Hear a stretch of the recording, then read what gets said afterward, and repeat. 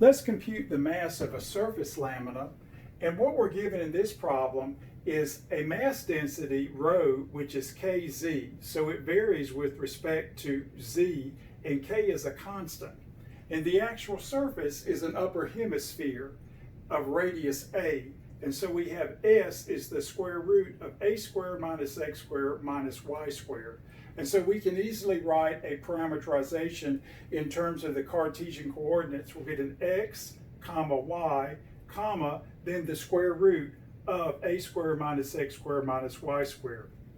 So now we can look to the normal, and that's simply the cross product of rx and ry, which we know to be the negative of zx, the negative of zy, and then the 1. Now, when you take these partial derivatives, we've seen these before. Remember, the 1/2 comes down, and we get the negative 1/2, and then we multiply by the negative 2x for the x partial.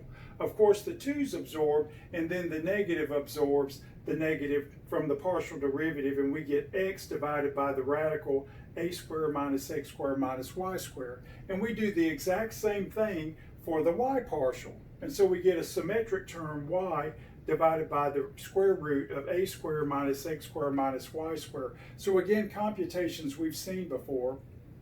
And then of course the third coordinate is 1, and this will be a normal that we can use for the problem.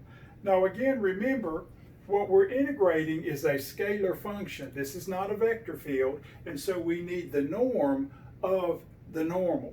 And in this particular case, we just simply add the squares of these and square root them. But the algebra turns out to be very, very comfortable for us. So of course, when we square the first component here, we get the x squared divided by a squared minus x squared minus y squared. Of course, the radical goes away. And of course, for the second component squaring, we get the y squared divided by a squared minus x squared minus y squared. And then of course the 1 squared, just to introduce a common denominator, I just write the 1 as the a squared minus x squared minus y squared divided by itself to give us a nice common denominator.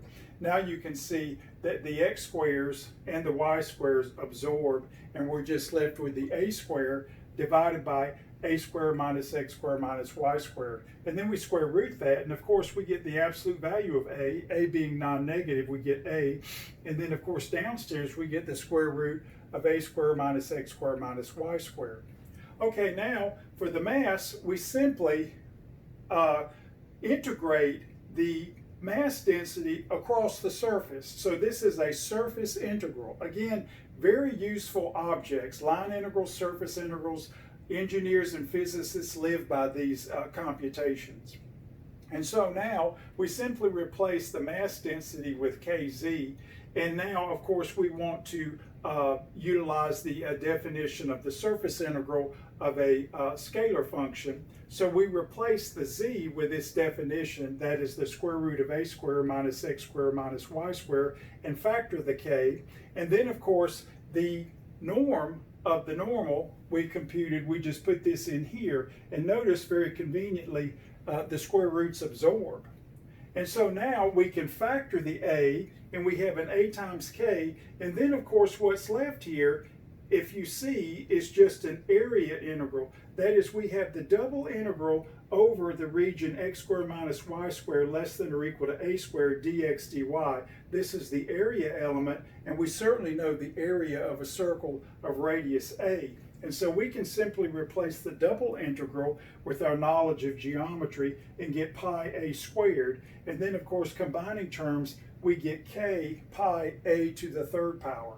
So we can see that the surface integral is very useful in physics calculations, and certainly as we saw with the line integral. And we are done.